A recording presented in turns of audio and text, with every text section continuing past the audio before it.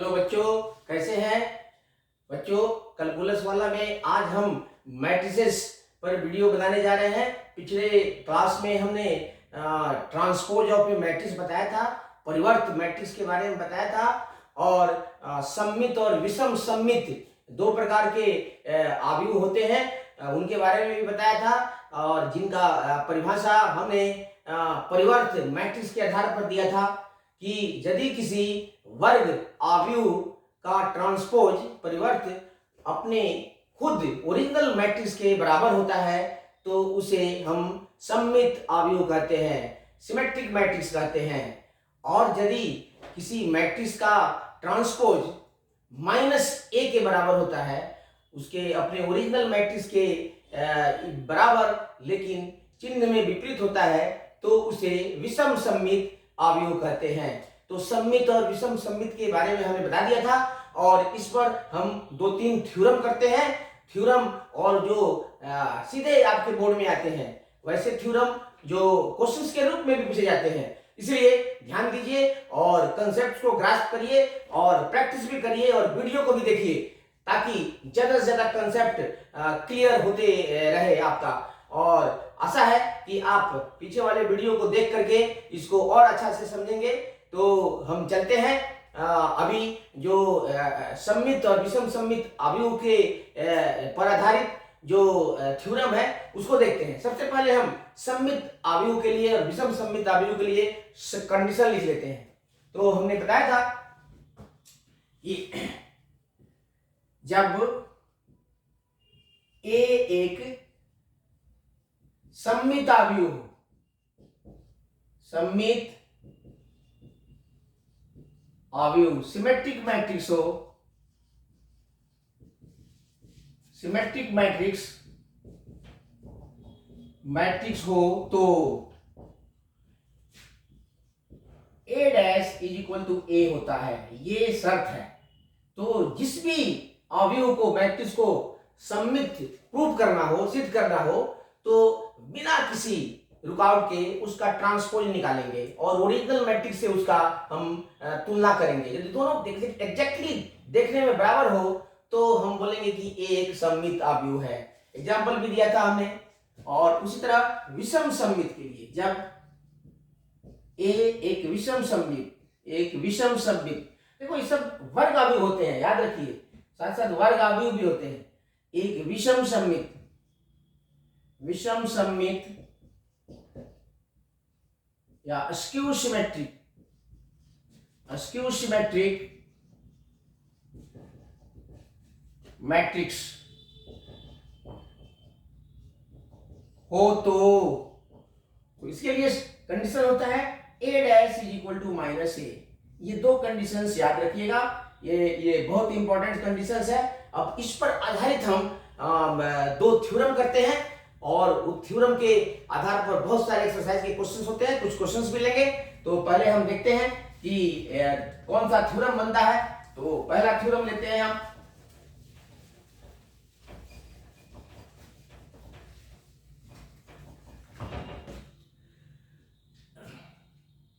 तो यहां पर हम बना लेते हैं, इसका पॉइंट बना लेते हैं।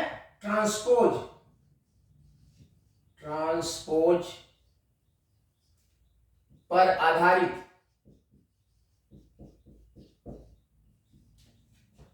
प्रमेय यानी थ्योरम।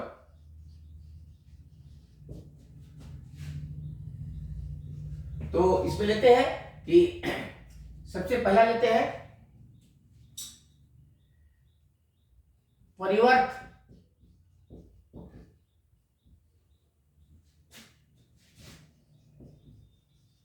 आव्यूह पर निम्नलिखित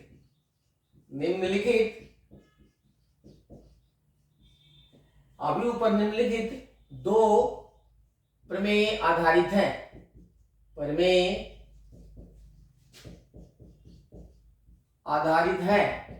फर्स्ट प्रमेय लेते हैं। यहां पर देखिए हम बनाते हैं कि यदि a एक वर्ग आव्यूह हो, यदि a एक वर्ग आव्यूह हो तो a प्लस a डैश एक सममित आव्यूह होता है और a माइनस ए डैश एक विषम सममित अवयव होता है। तो देखते हैं पहले इसको, पहले थ्योरम को लिख देते हैं। जब ए एक वर्ग अवयव हो, वर्ग अवयव स्क्वायर मैट्रिक्स, स्क्वायर मैट्रिक्स हो तो a प्लस ए डैश एक सममित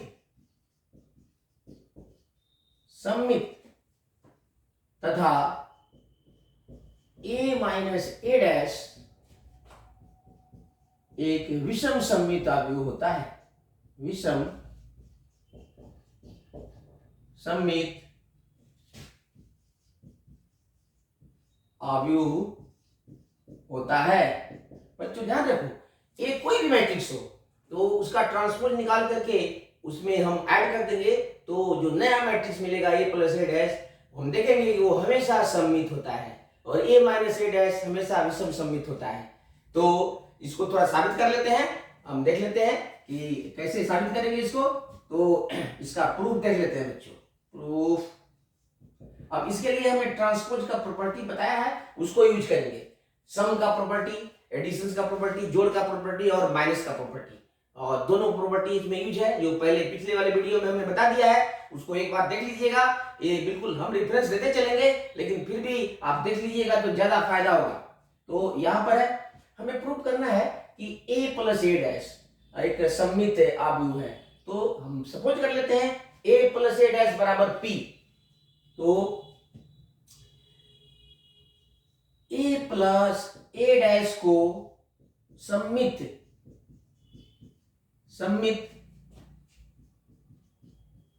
सिद्ध करने के लिए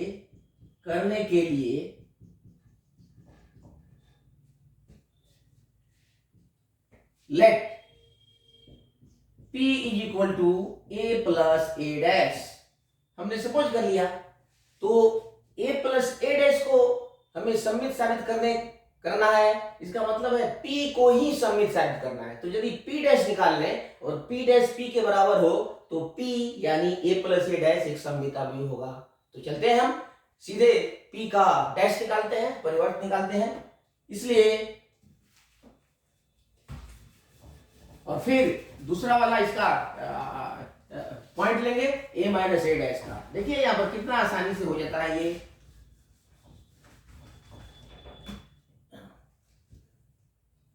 इसलिए p डैश दोनों तरफ डैश लेने पर a प्लस ए डैश का होल डैश दोनों तरफ ट्रांसपोज लेने पर, इसको आप अगर अभी लिखना चाहते हैं तो लिख लीजिए। दोनों ओर ट्रांसपोज करने पर ठीक है बच्चों। अब चलते हैं, यहां पर आ जाते हैं इधर। सो p डैश हम निकाल रहे हैं। अब हमने बताया है कि ट्रांसपोज का दो अवयवों के जोड़ का ट्रांसपोज, पहले का ट्रांसपोज प्लस दूसरे का ट्रांसपोज, तो इसका ट्रांसपोज प्लस इसका ट्रांसपोज, तो ये हो जाएगा आपका a transpose plus a dash का ट्रांसपोज। यहां देखना ये खुद पहले से ट्रांसपोज है, तो यहां हमने प्रॉपर्टी यूज किया है, ये यहां पर सूत्र है उसको यूज किया है हमने, a plus b transpose, a transpose plus b transpose first वाला, और दूसरा वाला है a ट्रांसपोज का ट्रांसपोज यूज करेंगे हम तो ये a हो जाता है।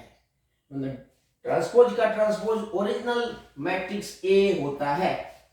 तो अब देखते हैं इससे क्या मिलता है। तो इसको यूज करते हैं, अभी हमने पहले वाला यूज किया, अब दूसरे वाला यूज करेंगे इसका। तो ये therefore या p dash is equal to, अब इसको हटा देते हैं, a डैश और ये हो जाएगा a। अब देखो गौर से, ये a इसी को हमने p लिया था, इसलिए हम लिख सकते हैं p dash is equal to p। therefore p यानी a प्लस ए डैश सममित अवयव है। प्रूव हो गया, सममित मैट्रिक्स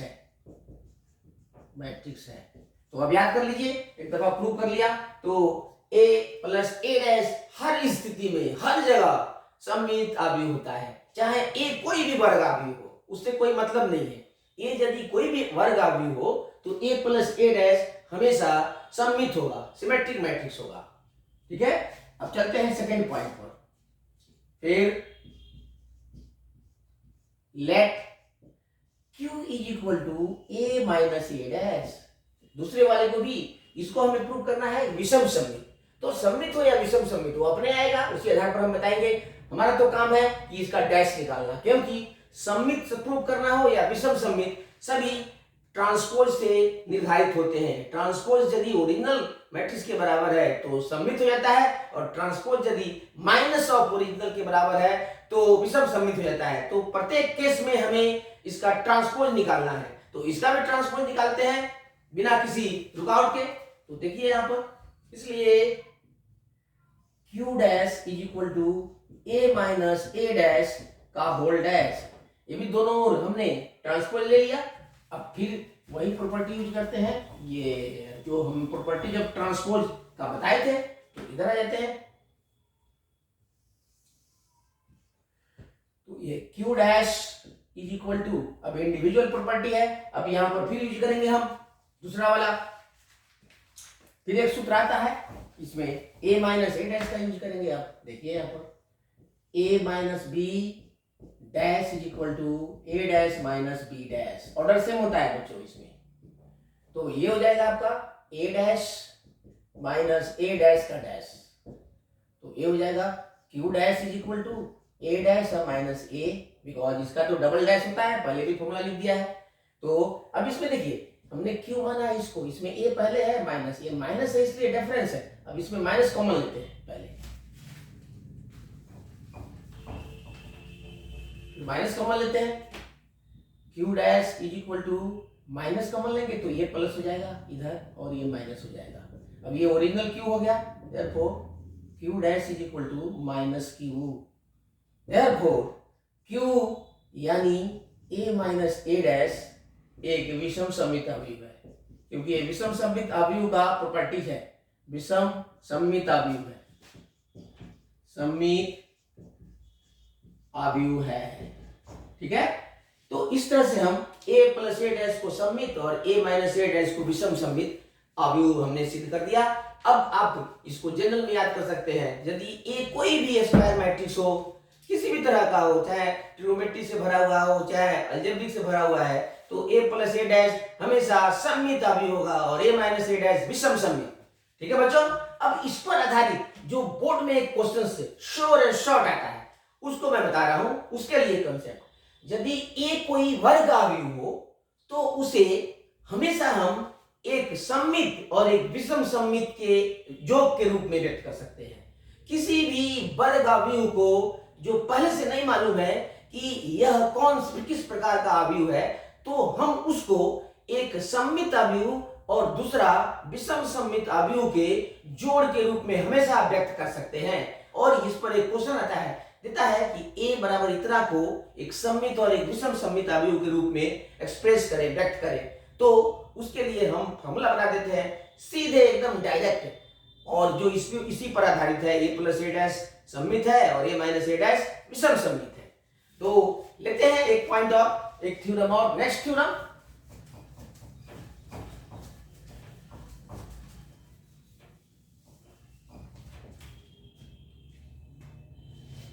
थ्योरम नंबर 2,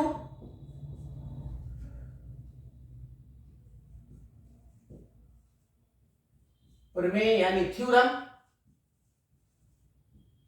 नंबर 2, इसमें लेते हैं कि किसी भी वर्ग अवयव a को हमेशा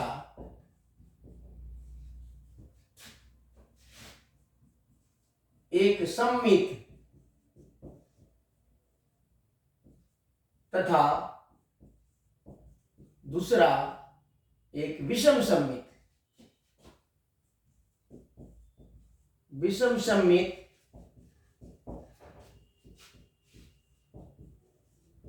अवयव के योग यानी जोड़, योग के रूप में निम्न प्रकार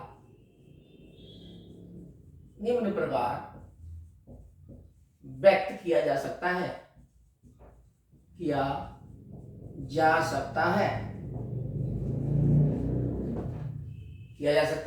देखिए बच्चों, तो एक एक वर्ग अवयव है, तो इसको हम लिख सकते हैं, देखिए a इज इक्वल टू 1/2, हम इसको प्रूव भी करते चलते हैं, 1/2, और इसको 2a लिख सकते हैं, कोई किसी तरह का कोई दिक्कत, 2 कट जाएगा, बाएं हाथ से जितना लिया दाएं हाथ से उतना दिया, जितना से गुना किया उतना से भाग दिया, रफा दफा, हिसाब किताब बराबर।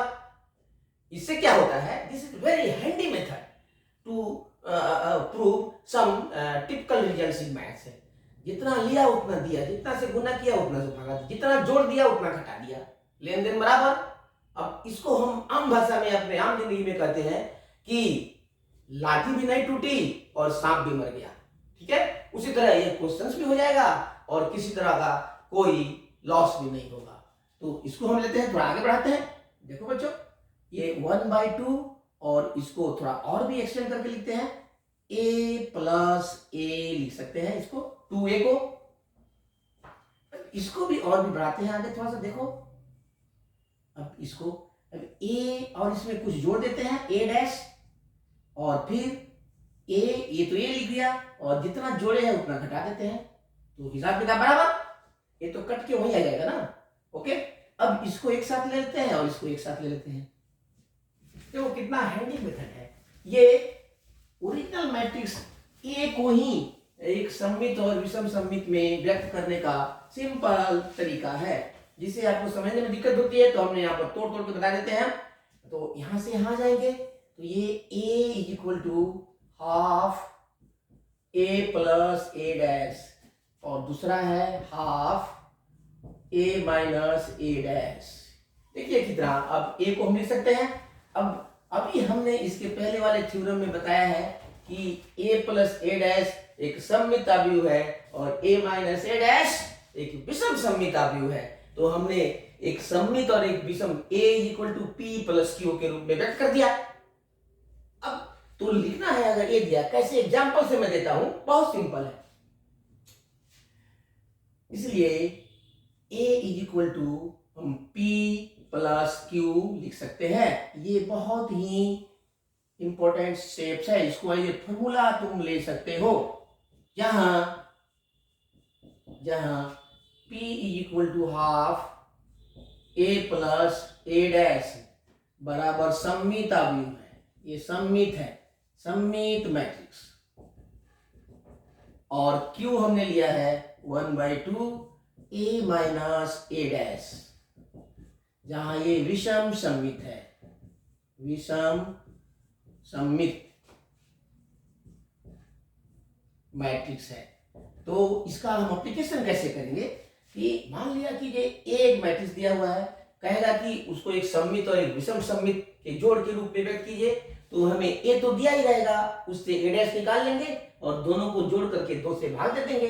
उसी तरह ये घटा करके 2 से भाग देते हैं। तो इसके लिए हम सीधे एग्जांपल लेते हैं, बेटर होगा, better to take example based on this, ठीक है बच्चों। तो याद रखो ये बहुत इंपॉर्टेंट है, p एंड q बहुत सिंपल है। तो सीधे चलते हैं, एक एग्जांपल लेते हैं और इस पर बहुत सारे क्वेश्चंस हैं आपके एनसीईआरटी एक्सरसाइज में, और इससे श्योर शॉर्ट क्वेश्चन आता है, ध्यान रखिए ये बिल्कुल।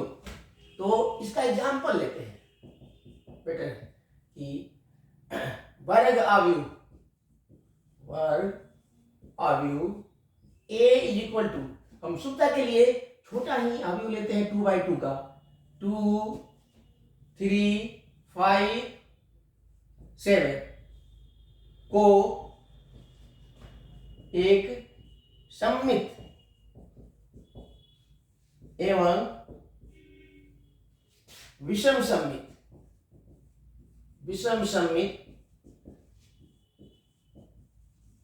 अवयव के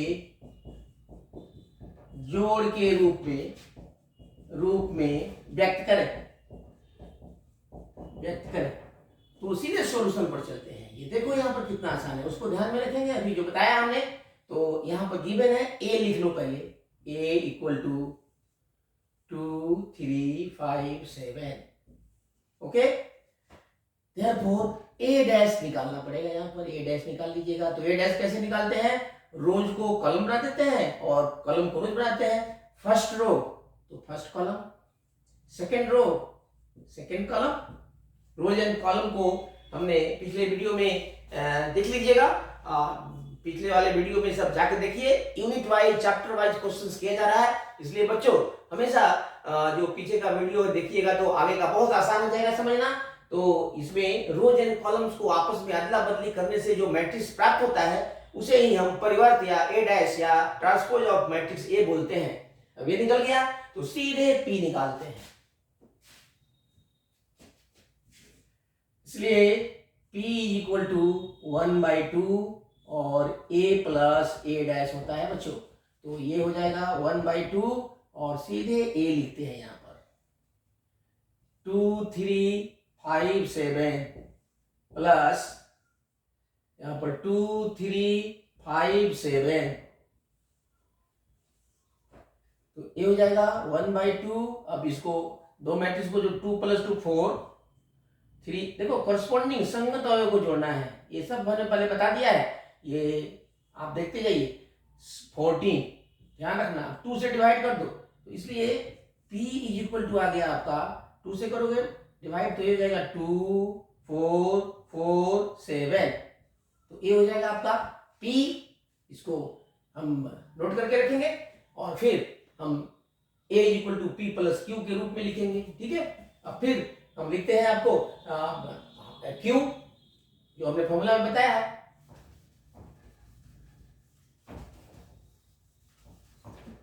इसको लिख लिया।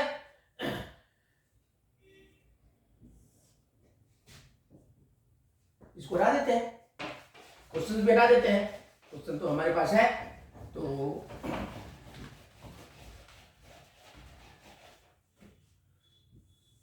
यहाँ आए थे, फिर Q इक्वल टू 1/2 और A माइनस A डैश। फिर यहाँ पर लिखते हैं 1/2, A हो गया आपका 2 3 5 7 और A डैश है आपका 2 3 इधर है, 5 7 इधर है, 5 7 इधर। अब इसको माइनस कर लेते हैं पहले। 1/2, 2 - 2 इज 0 और 3 - 5 इज -2, 5 - 3 इज 2 एंड 7 - 7 इज 0। और फिर 2 से डिवाइड कर देते हैं तो Q इक्वल टू आ गया आपका, सो Q इक्वल टू आ गया 0 -1 1 एंड 0। तो ये आ गया आपका Q। तो P और Q आ गया, देयरफॉर हम लिख सकते हैं A, सीधे लिख देंगे A equal to P + Q। यह एक सममित मैट्रिक्स है और एक विषम सममित मैट्रिक्स है, क्योंकि ये P डैश बराबर होगा P के और Q, ये अपने आप आ जाएगा। आपको लिखना हो तो लिखना, ये सममित आप है, ये सममित है, सममित लिख सकते हो यहाँ पर। ये है विषम सममित, विषम सममित। अब इस दोनों का वैल्यू डाल देंगे तो सीधे आपका, अब यहाँ वैल्यू डालते वक्त आपको फिर राइट साइड में ऐड नहीं करना है बच्चों, वैसे के वैसे लिखना है। तो यहाँ पर है आया हुआ है आपको, देयरफॉर A इक्वल टू, यहाँ P आ गया है आपका, यहाँ 2 4 और ये भी 4 था और ये था आपका 7 प्लस यहाँ पर Q आया हुआ है आपका 0 -1 1 एंड 0। सो इसी तरह A और A का वैल्यू डाल दो, A का भी वैल्यू डाल दो, बेटर है यहाँ पर A का वैल्यू डाल दो। तो A है आपको 2 3 5 7। तो बिल्कुल सिंपल है, दोनों को जोड़ोगे तो यही होगा, लेकिन हमने एक्सप्रेस कर दिया A matrix equal to P + Q। ये सममित है और ये विषम सममित है, यही आपका आंसर हो जाता है। इस तरह से हम एक दिए हुए मैट्रिक्स को दो मैट्रिक्स में तोड़ सकते हैं, जिसमें से एक सममित मैट्रिक्स है और दूसरा विषम सममित मैट्रिक्स है। हाउ सिंपल दिस इज, बहुत सिंपल है, इसलिए इसको बहुत आसानी से आप समझ सकते हैं। नेक्स्ट चलते हैं,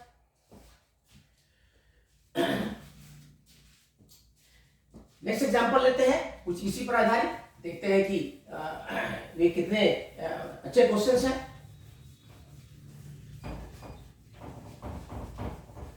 जो ट्रांसपोज पर सिमेट्रिक और स्क्यू सिमेट्रिक पर आधारित है, जो एनसीईआरटी की बुक से ही है। जैसे लीजिए अब नेक्स्ट एग्जांपल नंबर 2, तो ये है कि यदि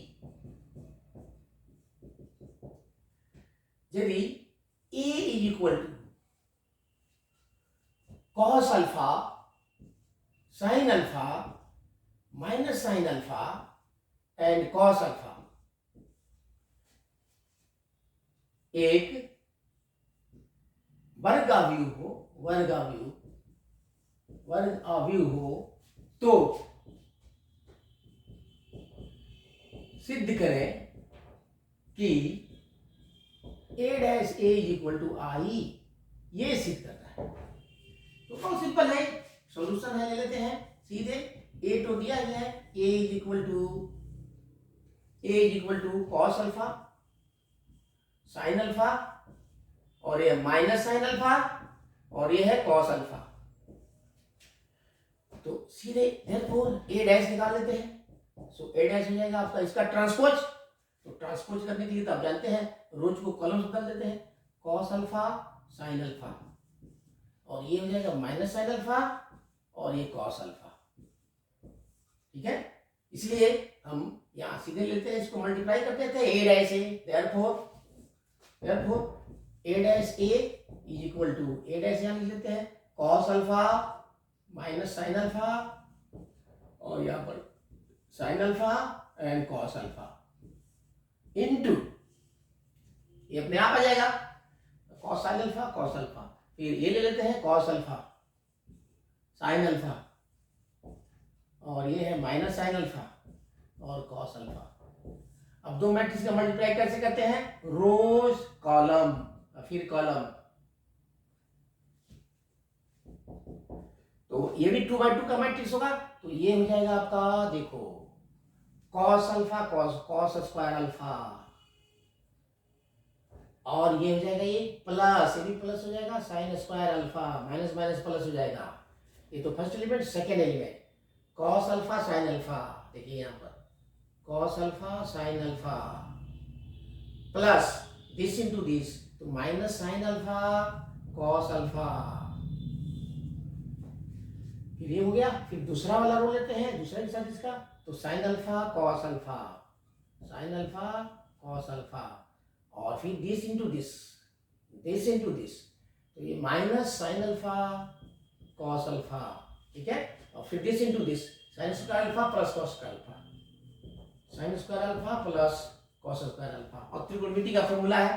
ठीक है, तो ये देखो, ये तो कट जाएगा, ये भी कट जाएगा, ये 1 हो जाएगा, ये 1 हो जाएगा। Therefore a dash a is equal to, ये त्रिकोणमिति sine square theta plus cos square theta कौन नहीं जानता है, 1 0 0 1, और ये क्या है, आई है, वेल नो दैट प्रूव्ड। तो इस तरह से बहुत आसानी से प्रूव हो जाते हैं। एनसीईआरटी का क्वेश्चंस है, ये आपके बुक का क्वेश्चंस है बच्चों। तो हम देखते हैं कि ये बहुत आसानी से ट्रांसपोज वाले क्वेश्चंस हो जाते हैं। अब ट्रांसपोज हमने निकाल दिया, दो मैट्रिक्स का प्रोडक्ट जानते हैं। अब हम थोड़ा एक और क्वेश्चन लेते हैं कि एक आव्यूह का इन्वर्स क्या होता है, व्युत्क्रम आव्यूह क्या होता है। तो ए और बी, ए को बी का हम व्युत्क्रम तब बोलेंगे जैसे नंबर में देखो 3 इंटू इसका इन्वर्स होता है 1/3, दोनों को मल्टीप्लाई करेंगे तो 3 इंटू 1/3 1 होता है। अर्थात जब दो संख्या का प्रोडक्ट 1 हो तो एक को दूसरे का इन्वर्स करते हैं। ठीक उसी तरह मैट्रिक्स में भी यदि दो मैट्रिक्स का प्रोडक्ट आइडेंटिटी मैट्रिक्स हो, यूनिट मैट्रिक्स आई हो, तब ए को बी का या बी को ए का इन्वर्स मैट्रिक्स कहते हैं। अर्थात दो मैट्रिक्स को इन्वर्स होने के लिए दोनों का प्रोडक्ट आई होना जरूरी है। So A B is equal to B A is equal to I. तो इसको डिफाइन कर लेते हैं और फिर हम एक क्वेश्चन इस पर करते हैं देखते हैं इन्वर्स मैट्रिक्स।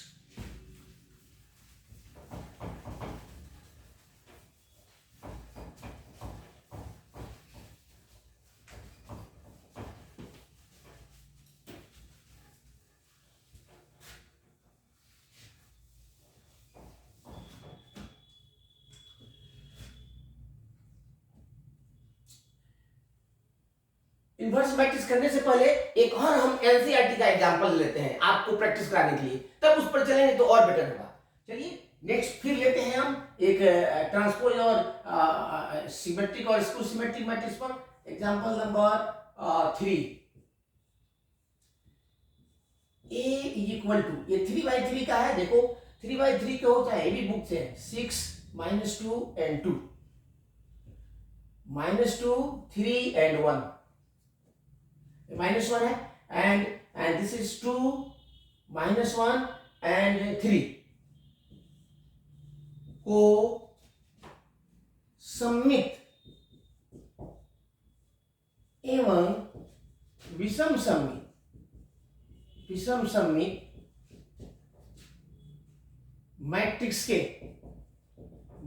के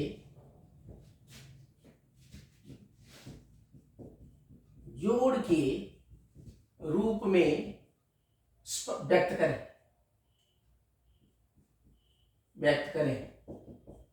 ठीक है, ये भी ठीक पहले वाले क्वेश्चन के समान होगा। तो यहां पर हम दे देते हैं A इक्वल टू, दिया है कि A इक्वल टू 6 - 2। देखो बच्चों कितना आसानी से ये क्वेश्चन हो जाएगा, एग्जाम में आता है, इसलिए ये आपको मैं प्रैक्टिस कर लेता हूं। ये हो गया, इसलिए A डैश ट्रांसपोज निकाल लिया तो ये जाएगा फर्स्ट कॉलम 6 - 2 and 2, और ये -2 3 -1, और ये हो जाएगा आपका 2 -1 and 3, ये हो जाएगा A डैश। इसलिए हम P निकाल लेते हैं सीधे। Therefore P इक्वल टू 1/2, और ये होता है A प्लस A डैश, तो लिख लेते हैं ये, दैट इज 1/2, एंड ये A है आपका 6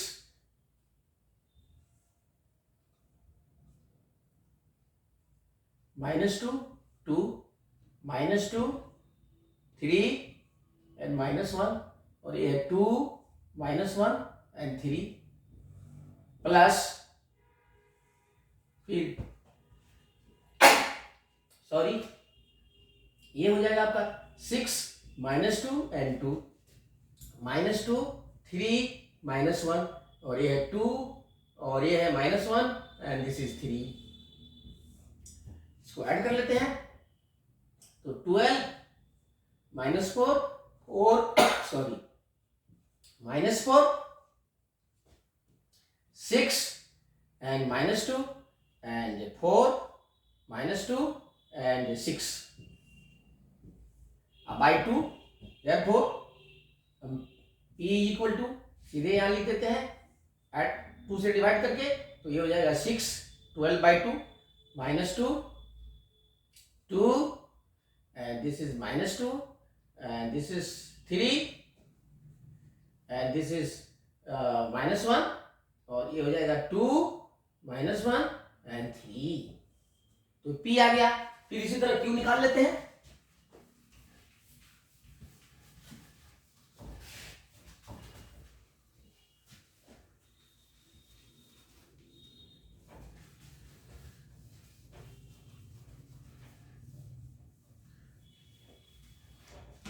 ये P हो गया, और आपको Q निकालते हैं। अब Q कितना आ रहा है देखते हैं हम Q, तो ये हो जाएगा Q is equal to 1/2 A minus A dash, इसको निकाल लेते हैं 1/2, और ये हो जाएगा आपका 6 -2 2 -2 3 -1 2 -1 and 3, this minus 6 -2 and 2 -2 3 and -1 2 -1 and 3,